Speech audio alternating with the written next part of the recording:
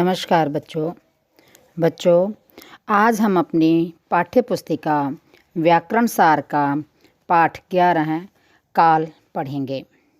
तो बच्चों चलिए ध्यानपूर्वक देखिए, पढ़िए और समझिए। काल का अर्थ है समय।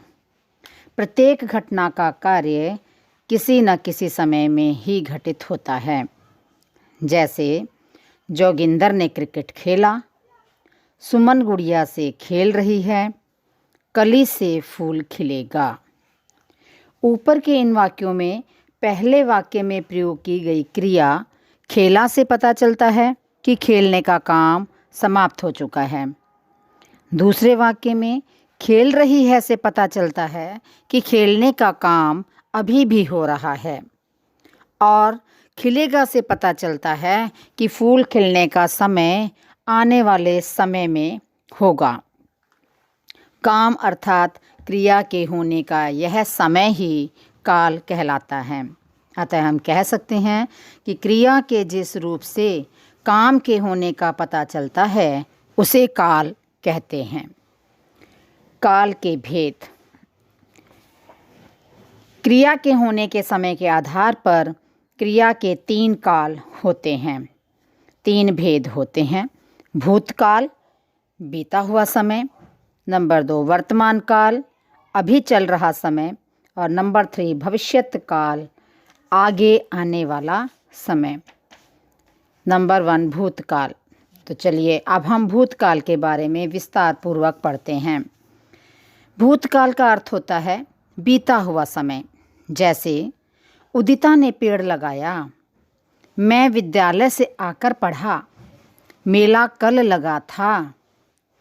ऊपर के वाक्यों में पेड़ लगाने का काम, पढ़ने का काम और मेला लगने का काम बीते समय में हो चुका है, जिसका पता हमें क्रम से लगाया, पढ़ा और लगा था क्रिया शब्दों से चलता है।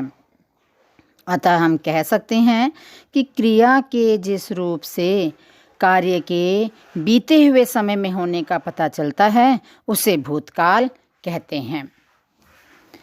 भूतकाल की पहचान। भूतकाल की क्रियाओं के अंत में था, थी, थे, गया, गई, गए, चुका था, चुकी थी, चुके थे आदि शब्द आते हैं। नंबर 2 वर्तमान काल। वर्तमान अर्थात चल रहा समय। जैसे राजू सो रहा है, हरमनप्रीत अच्छा खेल रही है, रोहित आम खा रहा है। ऊपर के वाक्यों में क्रिया सो रहा है, खेल रही है तथा खा रहा है से काम के वर्तमान समय में होने का पता चल रहा है।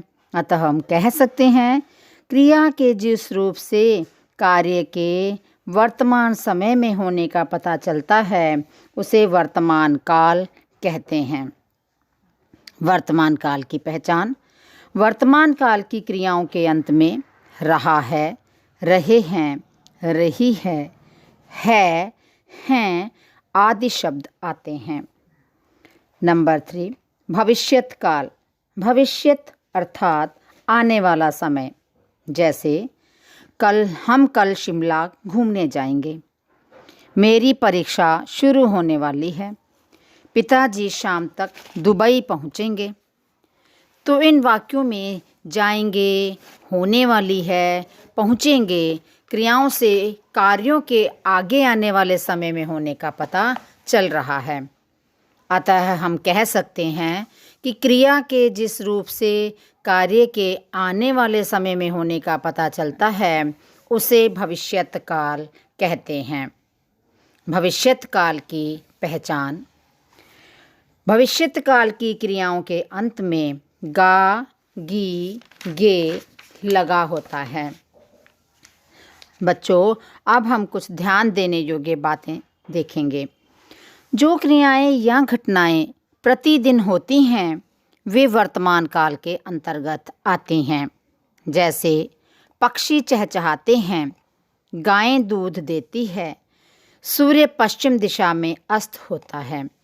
इन सभी उदाहरणों में ये क्रियाएं घटनाएं रोज़ाना होती हैं, इसलिए ये ऐसी क्रियाएं वर्तमान काल के अंतर्गत आती हैं। आज्ञार्थक क्रियाएं वर्तमान काल के अंतर्गत आती हैं। अतः इस प्रकार बच्चों, आप सबने जाना कि क्रिया के करने बीते हुए समय में पूरा होने का पता चलता है तो भूतकाल है, क्रिया अभी हो रही है तो वर्तमान काल है, और आने वाले समय में होने का पता चलता है तो भविष्यत काल है। आज के लिए बस इतना ही। अगले पाठ में हम फिर मिलेंगे। तब तक के लिए नमस्कार।